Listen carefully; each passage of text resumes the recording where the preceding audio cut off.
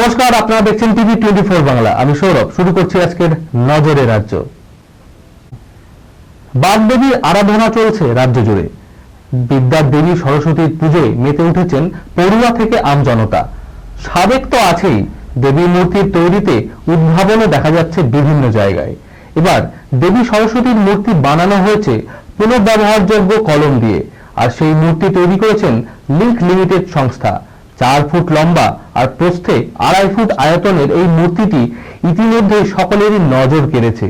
বিপুল সংখ্যক কলম এই মূর্তিতে ব্যবহার করা হয়েছে।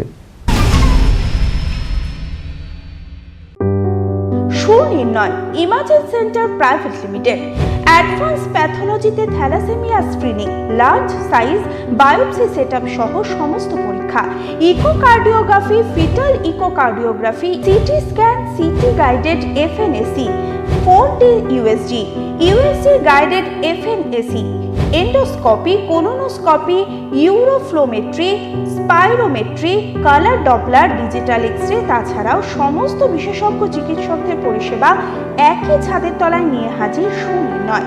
ঠিকানা 126/1 পিলখানা রোড, রানীবাগান, বহরমপুর, মুর্শিদাবাদ।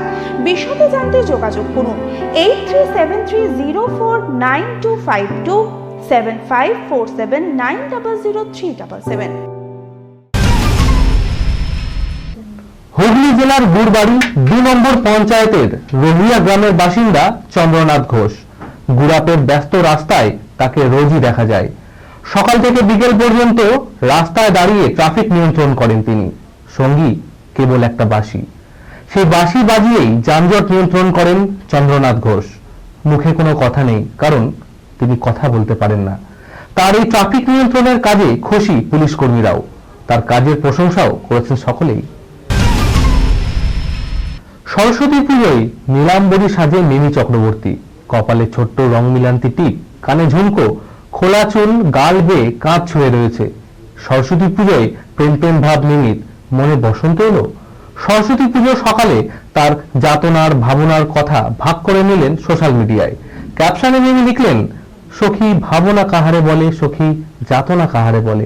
তাহলে কি প্রেমে পড়লেন মিমি চক্রবর্তী? এমনই কৌতূহল অস্বাভাবিক নয়। টলিপাড়ার অন্দরে নাকি কানাঘুষো শোনা যাচ্ছে, মিমির মনে বসন্ত ধরা দিয়েছে। এরই সঙ্গে শেষ করলাম আজকের নজরের রাজ্য। দেখতে থাকুন টিভি 24 বাংলা। সংবাদ বিনোদন সারাদিন সারাক্ষণ।